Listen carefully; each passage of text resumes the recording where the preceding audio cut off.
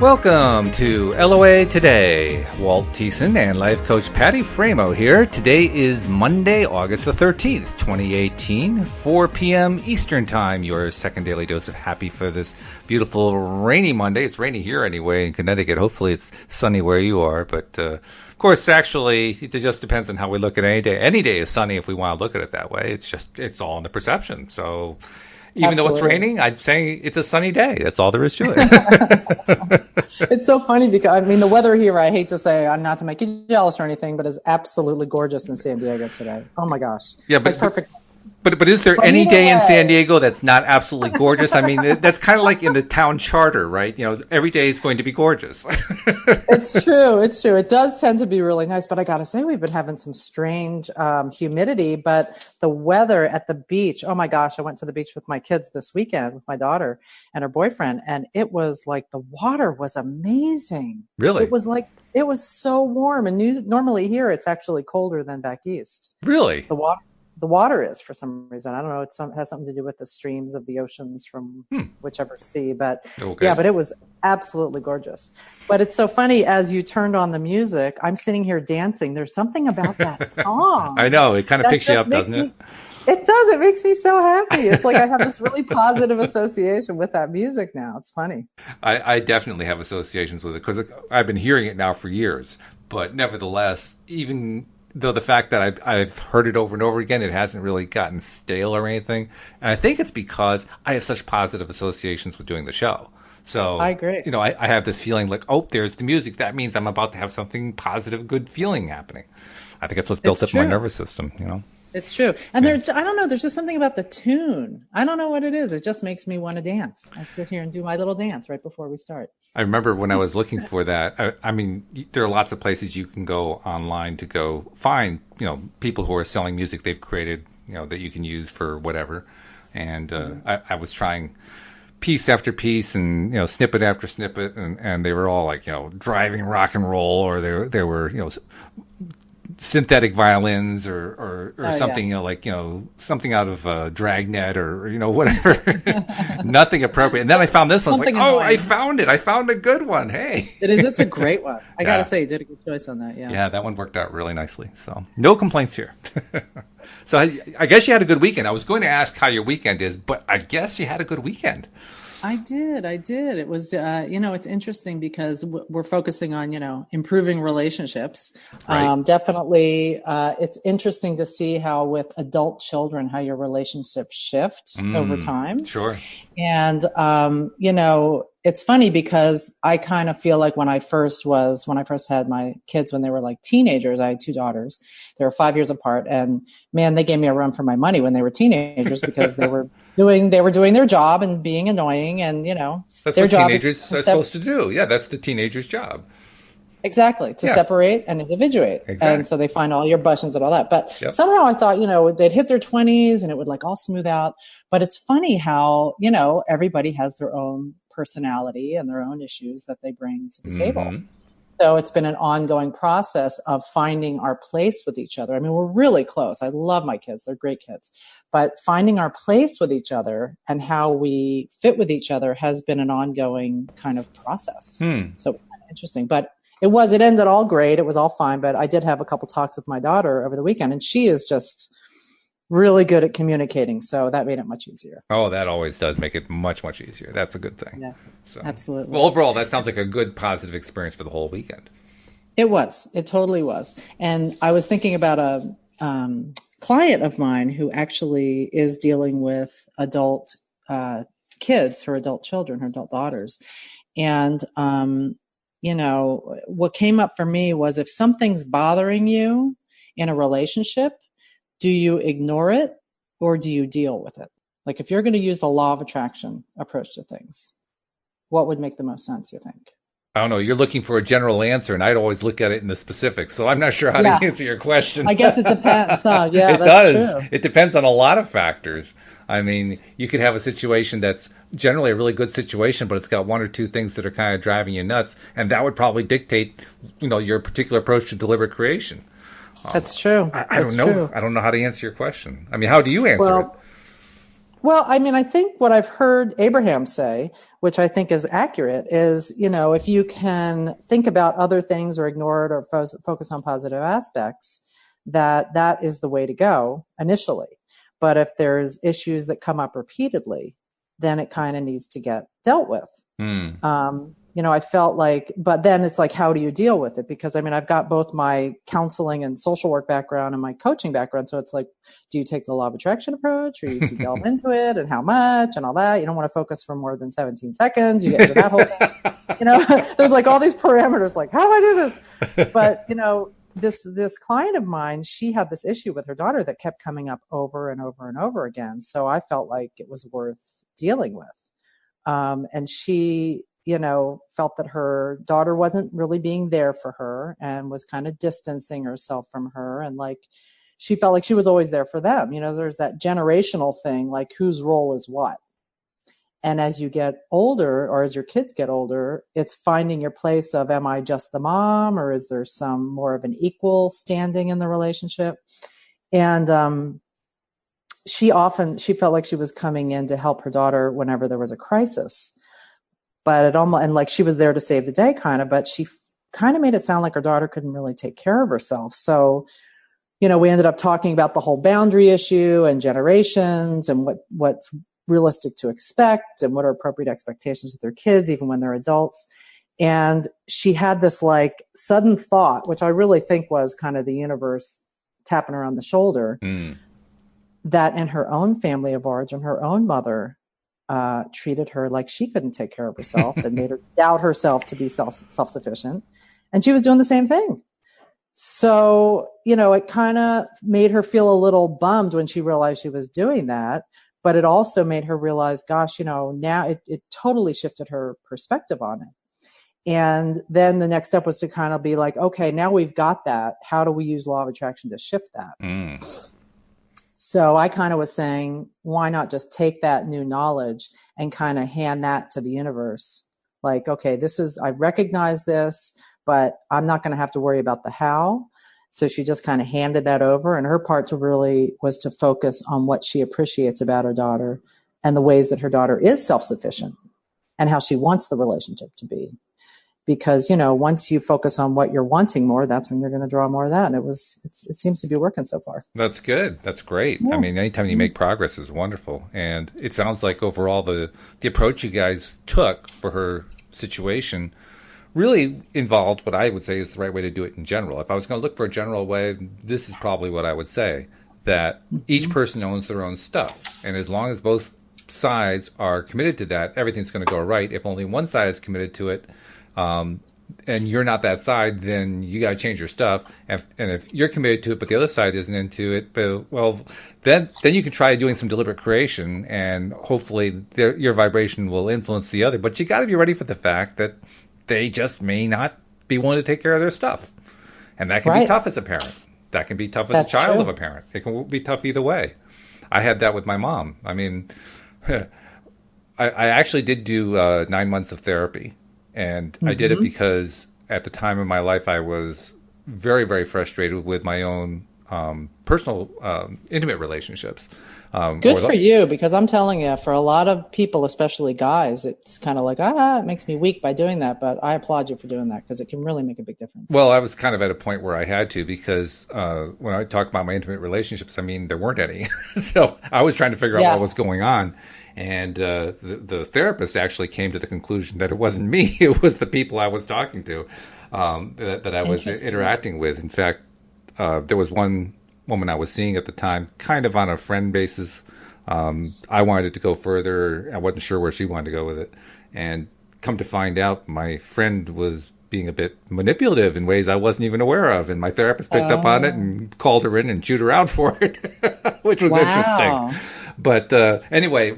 One of the things that happened during that 9-month period was my therapist, of course, is trying to find out all about my family background and so forth. And she's asking me questions about my mom.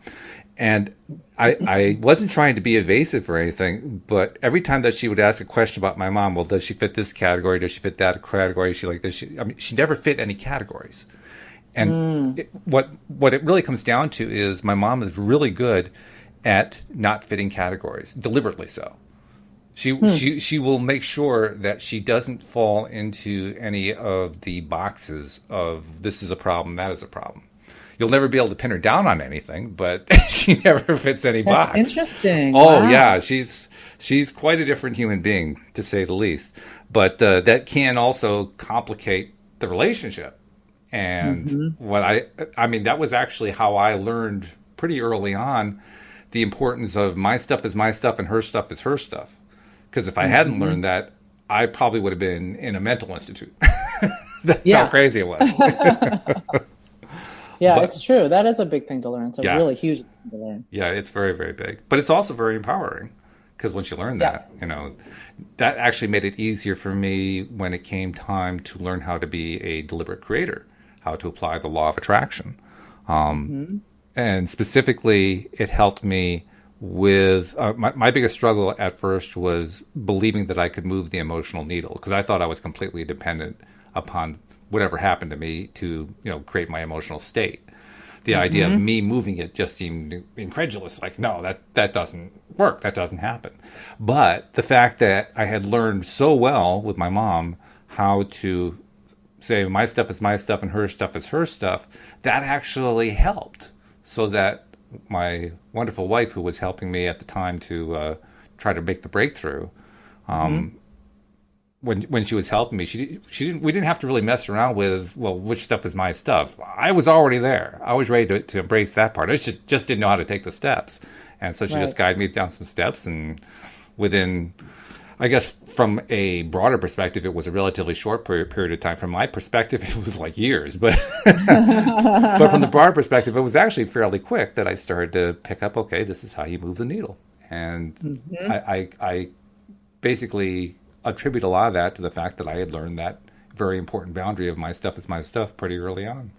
And it's freeing to just have to focus on your stuff. I mean, we can't really affect anybody else's stuff anyway, right? It's all their stuff. Well, I do like what Abraham tells us about that, because I never thought you really could. But Abraham does make the argument that if you are in what they call the high vibrational place, that really, really good feeling place, your thoughts and intentions actually can positively impact another if they are in receptive mode.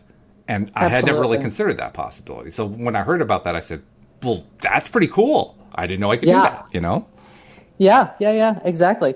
And it doesn't matter, the thing that also I find freeing is the how piece, the piece that the universe does the how. Yeah, it took me a while on that one. And it's still a challenge. Well, yeah. I mean, it's continually a growth process, But I think that just being able to raise our own vibration, that alone, just being able to have some effect on that and know that you really can is huge. Huge, yeah. I was thinking about. Oh, go ahead. Go ahead, I'm sorry. No, you first. I was thinking that, I was listening to an Abe thing this morning, and they were saying doing the work from the inside out rather than changing the action, like not letting the condition control your vibration, but change the vibration and the condition will change, which is exactly what you're talking about. Right. And then what that does, of course, is draws more conditions that are lined up with that you want. Exactly. Yeah. I was thinking about a client that I had, who was a massage therapist who was just starting her practice. And she just had like a couple clients. She was trying to attract new clients.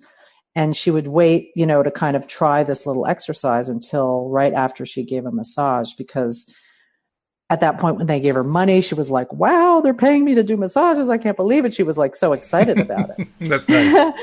And she'd call her mom, and her mom would say, because her mom was a real law of attraction person, and she'd say, okay, honey, so what types of clients do you want to attract? And because she was in that good place, they would kind of fantasize about the clients. Oh, nice. So I don't know if you're familiar. Are you familiar with Rancho Santa Fe in California at all? No, not really.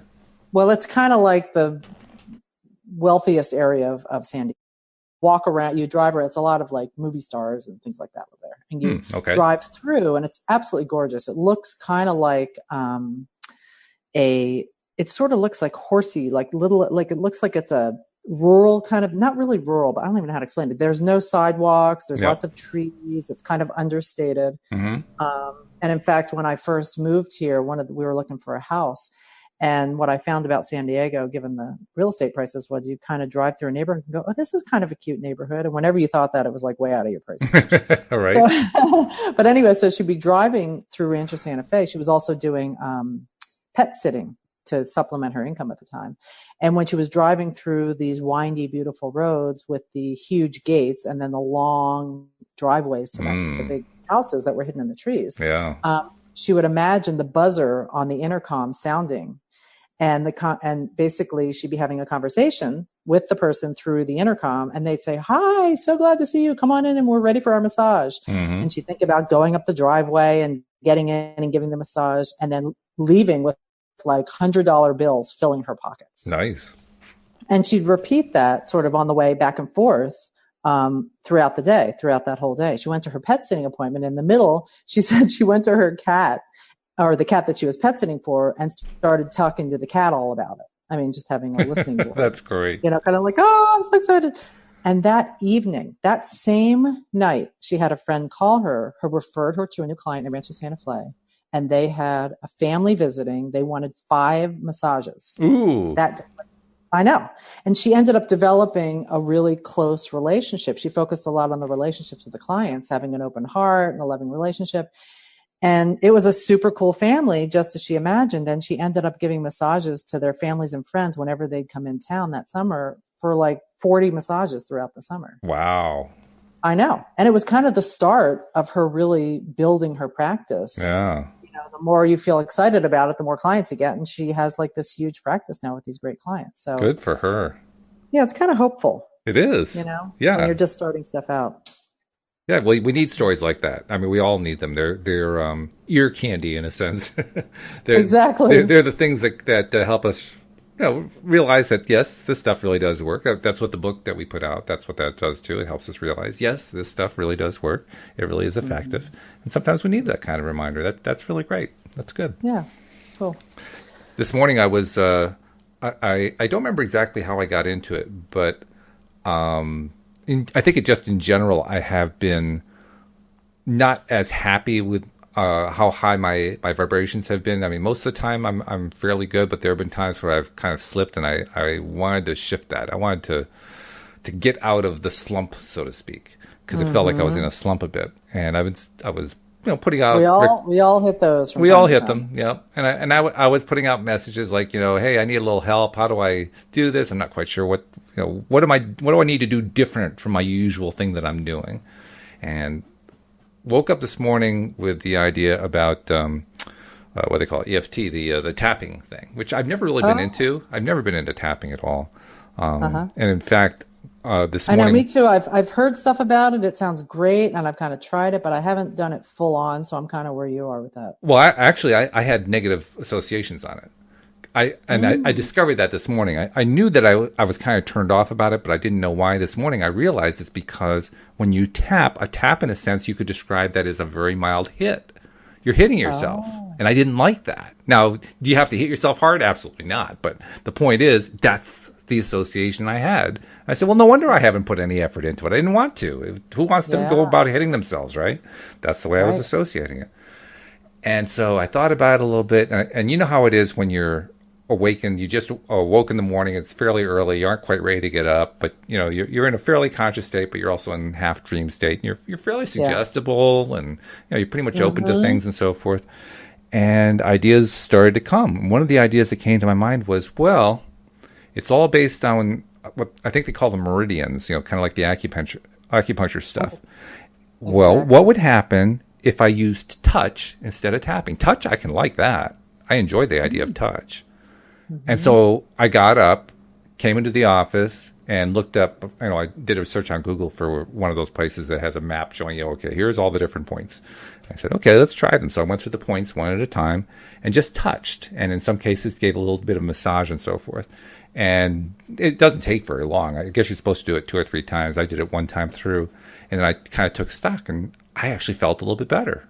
Wow, that is cool. Well, that's nice. I could perhaps get used to this. And then a little later in the day, what was I doing? Oh, I was out on my walk.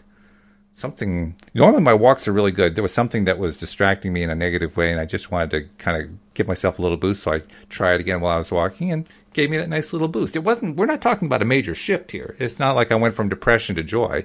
It was more like going from optimism to positivity. So just like a little tiny improvement there, but it was an improvement. And yeah, so but that's huge. It is. And I think it's more realistic to have those expectations that it's just going to go up a little bit. Because if you're in that negative thought, negative momentum thing, yeah, we're not going to take that huge leap. But it's great to have that tool. All right, I need to give that a try again, I think. Yeah, I mean, the nice thing is it's quick, right? So it's not like it's going to take a whole lot of time to weave it into the daily routine. You can do the whole thing in a minute, really. Mm-hmm. So I want to give it a try for a while. Yeah, it always helps to have little tools. Oh, yeah. Tools and tips to help. Yep. Helps a lot. Now, the real question, of course, is which of these tools do you use in relationships? Because that's the topic for the day, right? How do you deal with relationships? How do you improve upon them? How do you apply the law of attraction with relationships? Exactly. Well, I was thinking about this my same client who was actually in that same one that I was talking about before. She was on a board for some sort of board of director type thing. And she had a woman that she had initially a good relationship with, but this woman began to get super negative and controlling on the board. And no matter how many solutions they tried to come up with, she was refusing to try anything. And the tip that she tried was to remember back to how, like, she would ignore that part of it, of those feelings, but focus instead on how she would remember back to how she felt before she changed and before the woman had become more negative, and remember how she used to joke with her and she got more centered about it and stuff like that. And it helped her to kind of focus on that. But actually the woman ended up quitting the board. So that, I guess, the yeah. Well, actually, it makes me wonder. Is there a connection there? Because we know that the law of attraction drives everything. Mm-hmm. You were describing how she was looking at her prior relationship with a woman in a very positive way, probably hoping to have a positive influence on it, and perhaps even to shift her relationship in some unexpected ways. Well, she got an unexpected way. The woman left the board. Exactly. She didn't have to deal with it anymore. Yeah. So yeah. I'm thinking one may have led to the other. Mm-hmm. I was actually listening also to this. I'm a total Abraham addict. I'm telling you, I listen to it every single day. I just love it because it makes me feel so happy. That's a good reason. I was listening to another one. Yeah, it is. I was listening to this other one recently, and Abraham was talking about one of the options to deal with relationships is following the path of least resistance, which may be like leaving or firing the person if it's like an employee or something like that. Oh, yeah. Saying that it's kind of okay to remove yourself from unwanted conditions if that's going to help your vibration to begin to change. And this guy was talking about an employee he had who was just doing a really terrible job, and Abraham kind of talked him through it, looking at using the path of least resistance, but kind of took it a step further. And at each step, Abraham would kind of ask, what about this? And what about this? And what about this? And they would walk through the decision-making process as to whether or not he should fire this employee. And at each step, Abraham would say, which is the path of least resistance? And how would you feel if you did this? Because it was all just based on what's it going to make you feel. So the path of least resistance being, if you take a step and it's making you feel better, that's the path of least resistance. If you take a step and it makes you feel worse, it's not. Mm-hmm.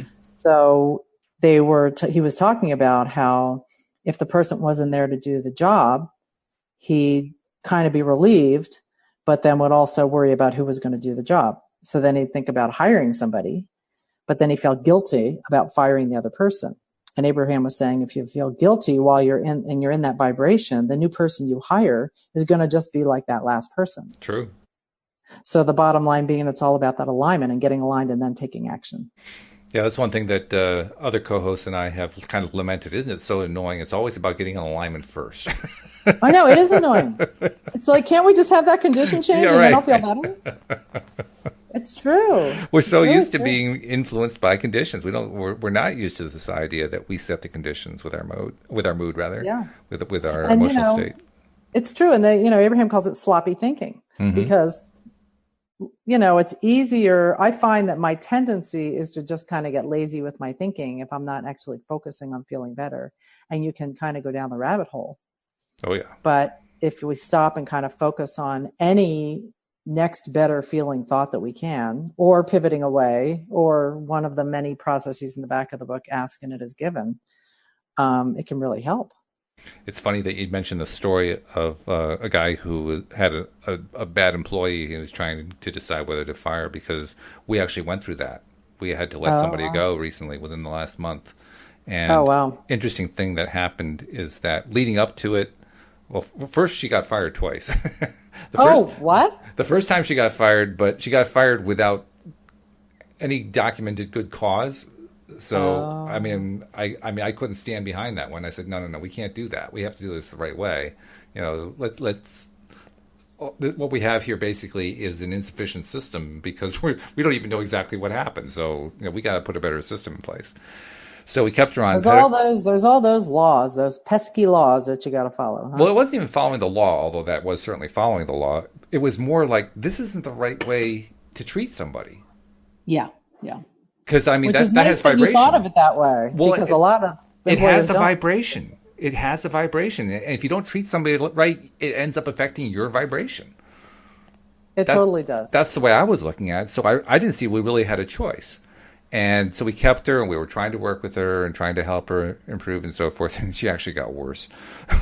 Oh, boy. She actually got worse. And she became defensive and defiant about it. And when the day finally came to let her go, basically it was all our fault. And we were terrible people and so forth. Aww. Yeah. Well, no, actually, I felt much better when she said that, because I knew it wasn't true. I knew I treated her right. I had been her defender. And I was it gave you clarity. Oh, I had a lot of clarity. Yeah. Well, plus she made it really easy too, because Louise kind of put there was one particular day, it was actually the day, or the day before, she put a gauntlet down saying, look, for the next week, we want you to be getting everything right, no mistakes, just no major mistakes, minor mistakes we can live with, no major mistakes. What does she do? She responds by saying, I'm taking the next 2 days off. Oh. So she made it really easy to fire her. That was just so easy. Well, see, seriously, the universe totally gave you clarity on that. Yeah, that was real quick. And worked it all out. Yeah. So it's funny because a lot of times I think about, using the law of attraction and making it so that I can make myself happier or my situation, my conditions better by using that. It doesn't always happen in a straight line. Mm. It doesn't always happen even in the way that you expect it to happen. Mm-hmm. And it doesn't matter, because as long as you get the final result of feeling happier, the details don't really even matter. Well, there's also some more fallout that comes from this, which is kind of interesting, because after she left, she was a sales rep. And of course, sales reps are very much involved in every project that comes along that they're involved, that they help bring into the door. Right. It's your face of the company. Yeah, exactly. Mm-hmm. And the mistakes that she made tended to be financial and expensive. Ooh. And after she left, there were more financial mistakes that kept popping up every few days. Like, oh my God, there's another one. Oh my God, there's another one. Wow. Oh my God, there's another one. And so it has actually become a test to see how well can we weather, the fact that these financial errors that cost us money keep popping up that we didn't know about. Oh boy! And we just had another one. So then you kind of won. We just had another one just 5 minutes ago before we started doing the podcast. Well, actually half an hour ago before we started doing the podcast. Yeah, there was another one, and poor Louise is having a meltdown about it, and I'm saying, well, don't stay there. She says, I know, I just need to have it, and then I'll be done. Yeah, exactly. Deal with it, and then you can move on. Right, exactly. Yeah, but it's amazing how all the different ways that the law of attraction plays a role, because clearly there was a major role going on there, and that role produced a bunch of negative consequences that we didn't like. But on the other hand, it really reinforced, boy, are we glad that she's gone, because we're eventually going to run out of them.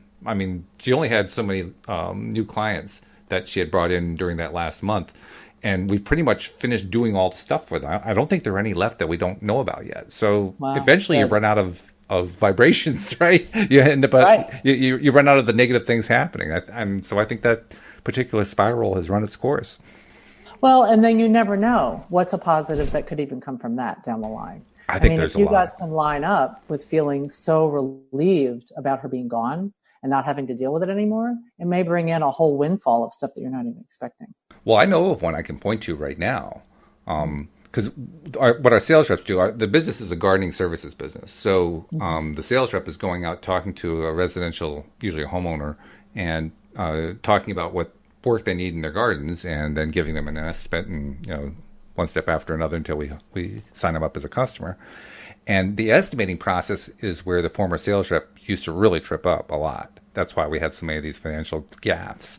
Mm-hmm. Well, we also have a second person who was newer than the one we let go of, who, in part because of what happened with the first one, she's like, terrified with intent about making sure there are no mistakes. And plus now there's more pressure on her because she's the only one, right? So I was thinking, okay, how can I take pressure off of her? And what I ended up doing was hiring a programmer. I actually have a programming background, but in this case, I just wanted somebody else to do it just because I needed somebody who had this particular skill set that was associated with this project who could just bang it out. And I found somebody, and he banged it right out. But we basically created what we call our gardener's estimating calculator. And it takes all of our different services, applies labor hours and various materials, mulch, compost, all that kind of stuff, with prices and delivery costs and purchasing costs and all this stuff, builds them into a calculator. And all the sales rep has to do is say, okay, 1 hour of weeding, 1 hour of cleanup, 1 hour of edging, and just plug them all in, or maybe 1 to 2 hours because we can actually do it in a range. And then at the end, it tells the sales rep what it costs to do that particular bed, so they can do a real quick estimate right on the fly there. Wow, what a relief that must be. Oh yeah. And so I had that built and gave it to the new sales rep, and you should see the relief on her face the first day I gave it to her. Like, oh, thank goodness, because they were having to do it manually up until that point. Wow. And of course, when you do it manually, that's when you get all the mistakes, and that was happening with the previous sales rep. So I was thinking, okay, here's a way to remove the mistakes and take some pressure off. And sure enough, everybody's mood is picked up. Oh, that's cool. The combination of the old sales rep being gone, she was definitely a divisive force in a number of ways. And the calculator for the new sales rep, everybody has calmed down. I mean, the entire organization is just feeling calm. They've told me so. They said, oh, things are so much better now. That's great. It's amazing how one person can have such an influence. Well, more precisely, how one change in thought process, because that's really what it was. Right. One change in thought process. And then you've got the positive upswing momentum. Exactly. Yeah. And then you kind of wonder, maybe she was putting in her vortex that she didn't want to work anymore. You never know. I won't even go there. I just won't even go there. No. Yeah. I just left the way I left it in my mind, even though she was unhappy with the way the whole thing ended. The way I put it in my mind was, I wish her nothing but well. I wish her a completely happy future. I hope she finds her next position to be even better than the one that she had with us. And I just wish her well. And that's a great way to approach it. And it's interesting because when you, some relationships are better if the path of least resistance is to leave, let's say in a divorce or something like that. So then how do you change your vibration around if there's residual feelings to turn that into a positive where you are able to wish them well? Which is really important, because if you don't, you're going to just hire the next employee in the same kind of situation. You're just going to reiterate it. You bring yourself with you, right? Right. So I would have just been bringing the same old energy with me as happened with the first employee. Yep. Well, I don't need that. Well, and it's the same in a divorce. I'm just thinking I've dealt with a lot of people who've gone through divorce, and there's a lot of times a lot of betrayal or a lot of residual feelings that are left, or anger or whatever, from that past relationship. And, so how, actually this past month I had my, I do the meetup, the North County Law of Attraction meetup, and we focused on how to attract your soulmate easily by using law of attraction without struggle.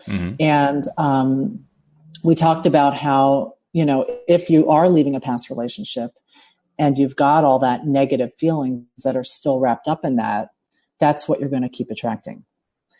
And how can we shift that so that that person can come into your life that's going to be matching a higher vibration? Obviously, it's by raising your own. Mm-hmm. But one way to deal with that past relationship and to clear out some of those negative feelings might be focusing on any positive aspects of that past relationship that you can. Mm-hmm. Sure.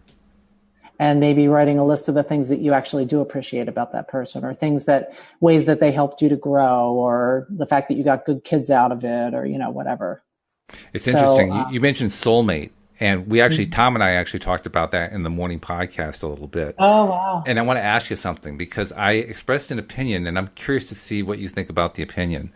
I expressed the opinion that I don't like the idea of a soulmate.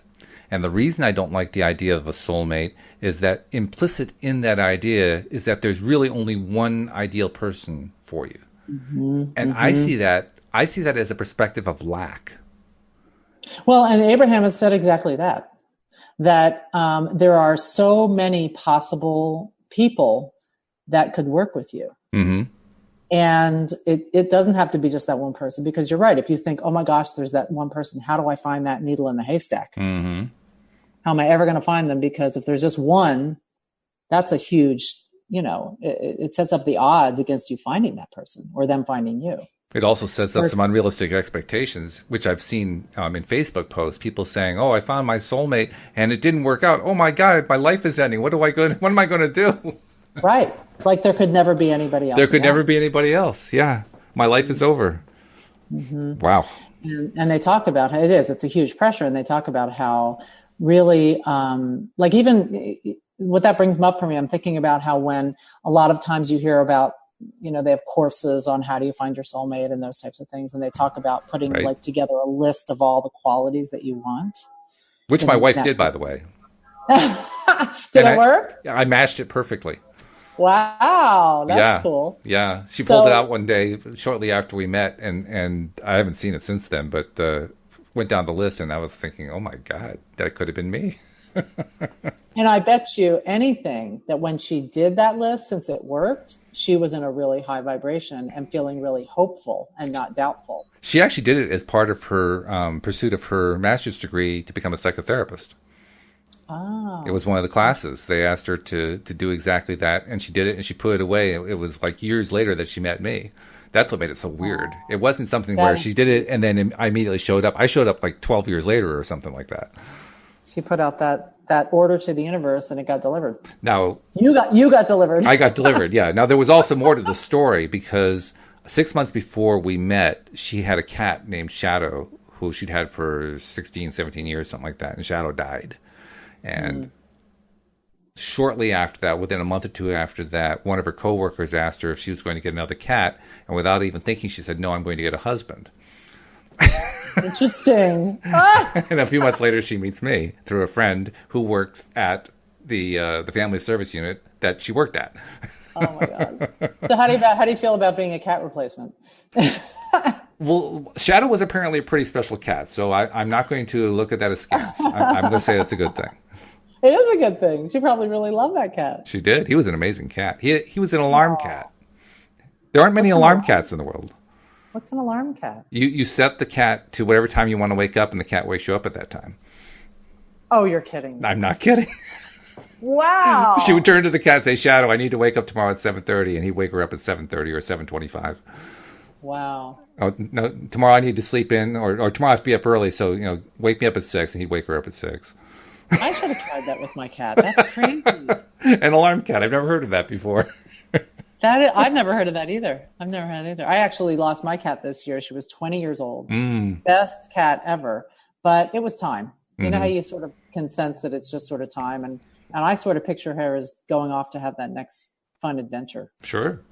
In that next life, whatever that is. But, but the soulmate list, the thing that I was thinking about that also is that, rather than, it's if you can do a list like that, it makes you feel really good, then go for the list. Mm-hmm. Yes, that's the key right there. Yep.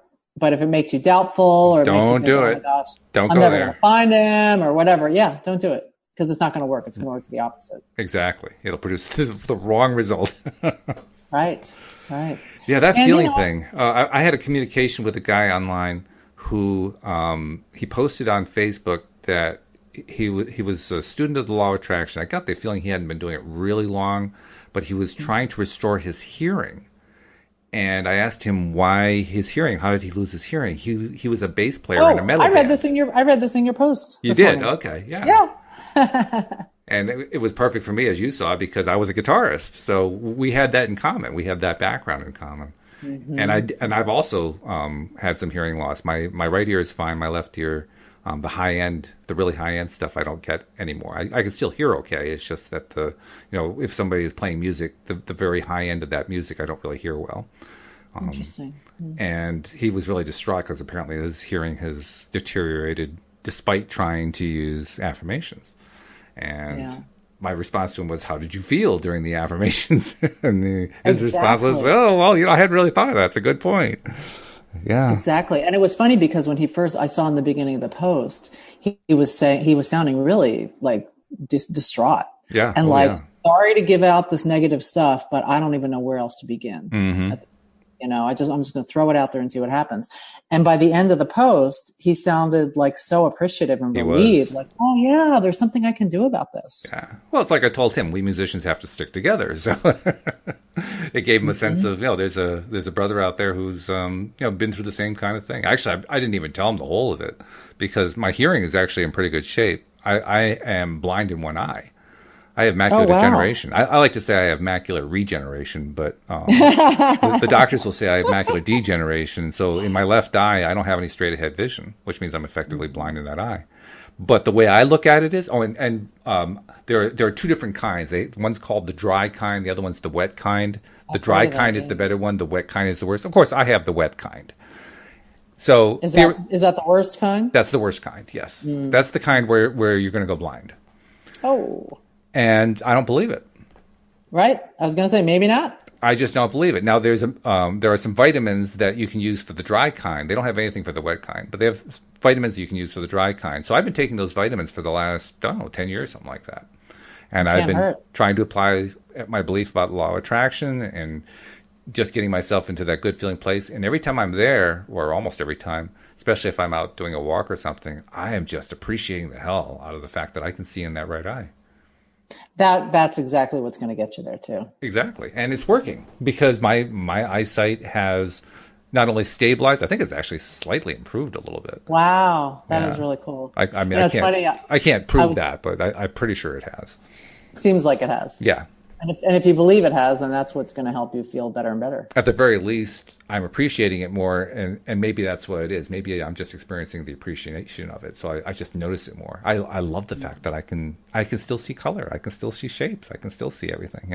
I don't have perfect vision. I mean, I know that there are signs of it in my right eye, according to what the last time that they looked in with the scope that they have and so forth. But nevertheless, and I'm aware of them. I can tell that my vision isn't always great. I notice it most when I'm looking at very, very small text. The small text has a tendency to not always be there really good. It's almost like it fades in, fades out. But as long as the text isn't really too small, I'm fine. So most of the time I can see just fine. I can drive fine. I'm not allowed to drive a tractor trailer, but I don't really want to. So that works out okay. And it's funny. I remember when I first heard The Secret, I don't know if you remember Rhonda, who was the narrator. Rhonda Byrne. The one who put it all together. Yeah. She said that she actually shifted her vision. I think I did hear that. Yes, from needing reading glasses to not needing reading glasses. Right, yes. I would love to do that. Well, it reminds me of a study that was done by a professor, one of the first professors of positive psychology at Harvard University. And I can't remember what her last name was. Her first name was Ellen. And back in the late 1970s, she did a study that I've talked about a number of times here on the podcast that just blew my mind. It's actually a study that got a lot of pushback from others in her field. But what she did was she got together a group of men in their 60s and 70s. And she got them to agree to go through a battery of tests and then to volunteer to live in a controlled place for a week. And she would do testing before and after. And she had a she had a test group and the control group. And she put them through every single physical test you can think of to put them through to, that might in some way be related to age. And then she divided them up into two groups. The control group, they just did whatever they wanted in this facility for a week. The second group, they did whatever they wanted, but they all wore badges that had their pictures, and their pictures were from 20 years before. So this is the late 70s, so they had pictures from the 50s. Oh, wow. And up on the wall was like a picture of President Eisenhower. And they were like Time and Life magazines from the 1950s. Wow. They were she was putting them back into the place of being that like they were still living in the 50s. Wow. She took her test before and afterward and found that after 1 week of acting and believing like they were in their 50s, their strength improved, their agility improved. I mean, the whole range of physical skills improved. That's wild. And their eyesight improved by an average of 10%. Wow. Isn't that crazy? And it was the eyesight that really got me. Because, I mean, I can kind of see how, through some positive feeling, you could get yourself to be more agile, more loose, and more limber. I can see that. But eyesight? Wow. That's good. That is pretty incredible. Yeah. Yeah. There was also another thing I was remembering. I don't know, we're getting on this eyesight topic, but it's kind of interesting. I was thinking about this time when Abraham said that Esther was at the DMV to take her driving exam and forgot her glasses. Oh dear. And couldn't read. I couldn't read it, and also couldn't pass the eye exam. Right. And he asked Abraham to see for her. Is that crazy? And it worked. That is funny. She passed the eye exam, and she could read the exam. I mean, isn't that wild? That is crazy. Wow. It's hard to believe. So I'm curious, in your relationship or your relationships, either friends or with Louise or whatever, do you find that you tend to actively work on focusing on the positive aspects of it, or how do you make your relationships work using law of attraction? Well, I've learned more and more the importance of that, and in the last couple of years, particularly this year, with the gardener's business, because that has been a big suck up of all of our time for Louise and I, and attention and lots of little crises and so forth. So I've had lots of opportunities, let's put it that way, to practice. Do I want to focus on the positive aspects, or do I just want to fall into the negative like everybody else? And I've been deliberately focusing on the positives, often with little assistance. The others weren't necessarily there. Yeah. I mean, especially when we had that other sales rep there, I mean, everybody was upset. Everybody was upset. And I was looking for positives all over the place. Oh, no, everything's going to be fine, all that kind of stuff. And, they're saying, oh, yeah, right. You're like holding up the team at that point. I was pretty much, that was pretty much it. But interestingly, after we let her go, everybody just snapped right into everything's great. Interesting. Yeah. So. Well, and because you set that tone. I think that was part of it. They also had to be receptive to it. That's right. The thing that I really pay attention to about the way Abraham explains it, that you can influence somebody else, but you can't control them. And what that means is, if you get yourself into that good feeling place, at any moment that they're in a receptive mode to that good feeling place, then you are helping them. You are basically sharing energy to them. You're reinforcing, you're supporting them in the best possible way, which is really the only good way to influence anyway. So that's the way I looked at it. And indeed, when the others who were involved in the company were not in that good feeling place, nothing really good was happening. But I just kept putting out the good stuff, so that when one shift happened, that in their minds, that was the difference maker, they just snapped. That was the way I looked at it. They snapped right into feel good mode. So they were, the receptiveness just kind of pulled them in, sucked them in, because they were ready for it at that point. Exactly. You had that momentum going in that way, so they could do it. Interesting. So I can't say I'm an expert at it, but that's what my experiments have shown me so far. It sounds like you use it a lot, though, in your life. Well, I'm trying to use it more and more. And my goal is to use it all the time. And my goal is to live in that high vibration, high flying disc all the time. I never did understand that idea of a disc. Why a disc? I never got that one. I don't know. I think she talked about that they envisioned it, that, you know, they've tried to describe the vortex or all these different things, the grid, in so many different ways, trying to make it so that everybody could kind of, if one person didn't understand one way, they might understand another way, and seeing what resonated with people that made it easy to understand. And I think the disc was about the fact that things are always in motion. Oh, okay. And so it was like spinning, like a spinning disc. Okay. And the old term for vortex was that spinning disc. It was kind of like you had all that stuff in the disc, and here it was spinning, spinning, spinning. And you can only get stuff out of there if you're on the disc. I see. Okay. Well, kind of like when you're in the vortex. Louise and I went to our very first Abraham workship this year. We went in May. Oh, did you? Yeah, came to Connecticut, and we went, and it was enjoyable. I mean, it was relatively. I felt like I really am an expert because it was all so simplistic compared to how much I've been studying. But it was kind of fun isn't that too. Interesting? But yeah, I did, you realize how much you really do know. Yeah. Oh, yeah. It's really good. And I also realized that now I understand where the vortex is. Where is it? It's always to Esther's right. Whenever she talks about the vortex, she points to the rect and she spins her hand in a circle there. So she basically, it's a washing machine to the right of her. So if you really want to get in the vortex, run up on stage. That's right. Jump into that little area there, and you'll be there. Kind of like over the rainbow. Yeah, exactly. Interesting. Yeah, they actually had the Abraham thing here last week, or I think it was this past weekend on Saturday in San Diego. Yeah. I've been to a couple of them in the past. You know, one of them I got to go. The first one I went to free because remember I met them. Yeah, that was a great story. Get to go. That was really cool. But I've also gone on a couple of their trips. I went to the Caribbean cruise. And that was really cool. One thing I found that was kind of an interesting side thing is they were saying that a lot of people, and this happened to me, you get home, you're in this high-fine place, and then you kind of crash because you can't. It's very difficult to kind of maintain that all the time.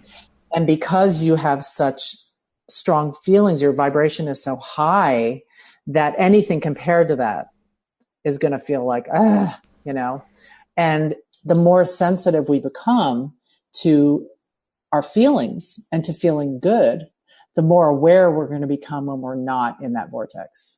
The more we're going to really feel it and be aware of it. I think that's true. I think that's part of the reason why I've really been so committed in my own life to getting into and staying in that really good feeling place as much as possible.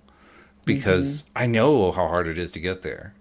And I know how hard the work is I've done. I mean, I have done hard work. In theory, this is supposed to be easy. I mean, all you're doing is just directing your thoughts.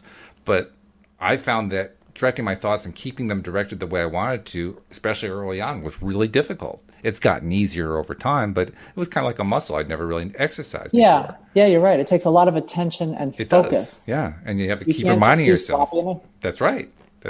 Yep. Yeah, you have to just keep reminding yourself, okay, well, no, let's go back to the positive. Nope, go back to the positive. Nope, go back to the positive. I know. You're a stuck record after a while. I know, and it is so funny how it's just like, so when you're not in the vortex, when you're in that low vibration and when you're feeling kind of yucky, it's like so hard to remember anything. I know. It's like, how does any of this stuff work? I don't remember anymore. Exactly. It's kind of like when she's got someone up on stage and they say, you can't get there from there. Yeah, that's right. And they're like, what do you mean? You can't get there from there. It's like, go take a nap or go meditate or wait till tomorrow or do anything you can to pivot away from or get into a better vibration.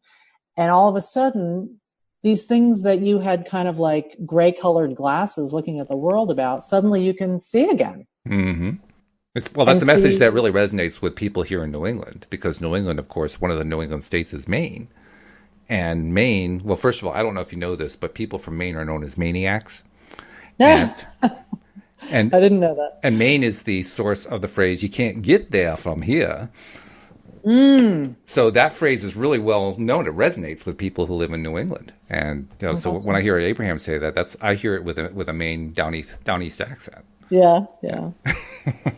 I was talking about the rose-colored, gray-colored glasses. What that made me think of is I have a friend who, just talking about relationships too, is she was in a marriage where it was like one of those marriages where they're almost idealize each other and they saw only the positive in each other. Wow. And it was like, we would all kind of talk about like, wow, and they would almost like deny the rest of it or not look at it.